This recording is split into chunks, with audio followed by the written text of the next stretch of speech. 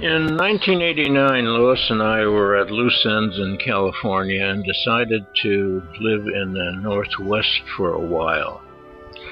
So we drove up to the Portland area, where we were fortunate to find a beautiful house to lease in Vancouver, which is across the river from Portland. The house bordered the Royal Oaks Country Club on one side and Forest Preserve on another side. Also had a stream running through it.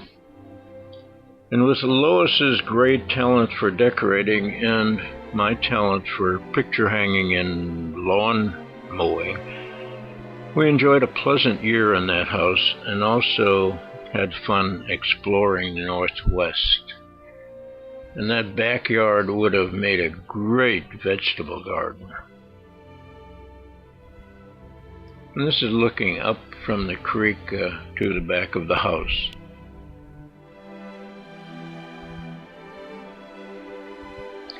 The back of the house had an overhanging shielded deck that led out from the den, and then an uncovered deck going out to the back. The winter was especially nice in Vancouver. It reminded me a lot of our mountain house in Pollock Pines in California in winter.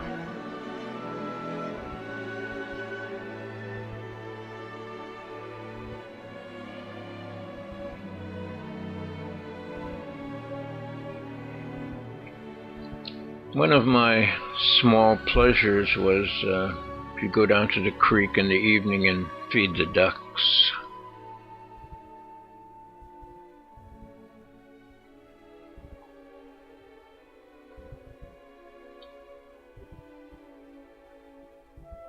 The living room was fairly large. It was about 12 feet by 24 feet.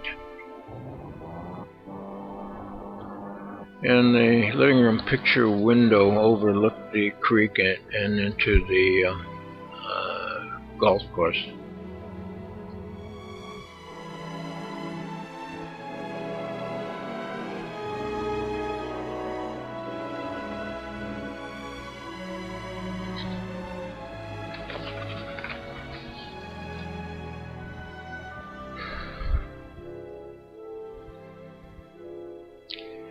The late afternoon light was especially pleasant in the living room.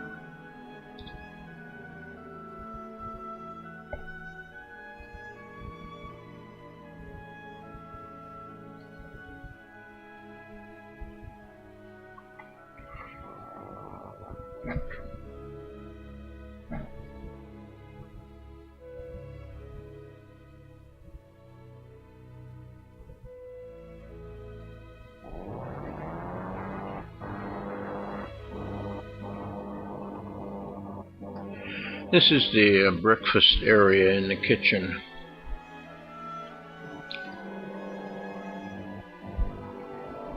And next to the kitchen was the den, which led out to the covered deck.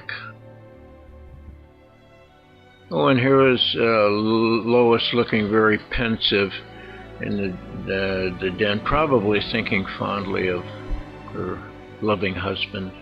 Oh, and here are the sconces, and I have a special fondness for these because I had something to do with the making of them. In the 1950s, I was a salesman for American Electric Supply in Chicago. Also working there in the lighting showroom was Carl Beeler, who was a master chandelier maker. And in the 30s and 40s worked with his father, who owned Central Chandelier in Chicago.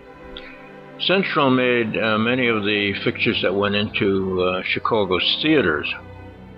I wanted two colonial sconces that were made by Radiant Manufacturing in New York for the basement room I was building in our house in Palatine.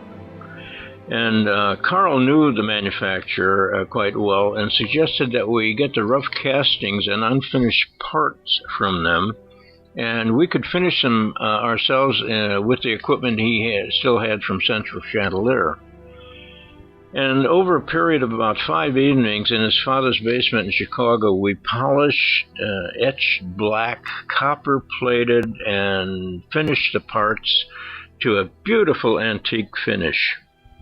And then he lacquered them with a secret formula that his father invented, and which I'm sure went with Carl to his grave.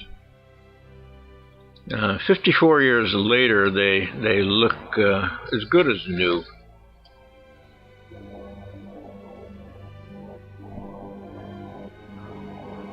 Here they are when they were brand new in 1956, mounted on the paneling in the Palatine basement room.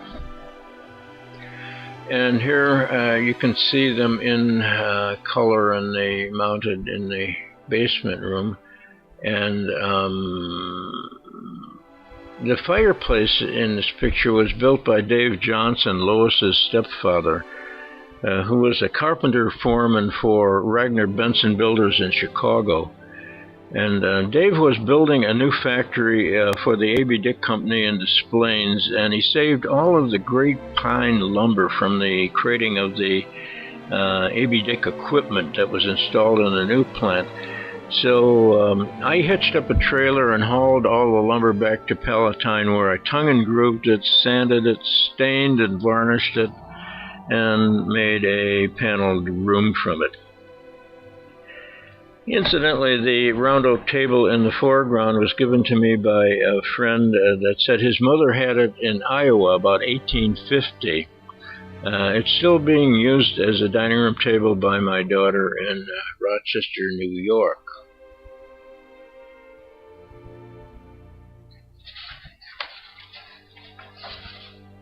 Oh, and one afternoon in Portland, Lois and I were walking in a park, and I spotted these two anchor people and from a television station making a shot, so I couldn't resist walking behind it to get my mug in it. And then in the evening, on their television newscast, I had a camera ready, and I took these pictures of the newscast. And it's a funny thing, the next day in Safeway, no one recognized us from this fabulous newscast in the evening.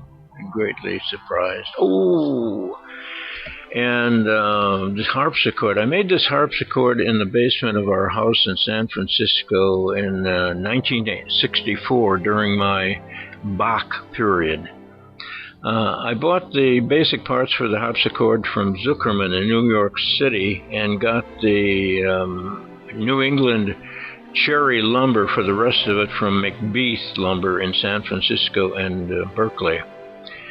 And the cabinet making was a real learning experience. Also, I spent hours in the San Francisco Main Library researching the history of the harpsichord and the making of the same. The only help I had with making of it was when I had finished putting together the 42-inch wide lid. I took it over to Paramount Fixture Manufacturing in Oakland, who had a planer wide enough to do the finished planing, and they were kind enough to do the job for me. I created the harpsichord up in the 80s after we sold the house in Pollock Pines, where I had built a special music room for it. And then we moved it to Vancouver and then to Rochester, New York, where it remains in my daughter's.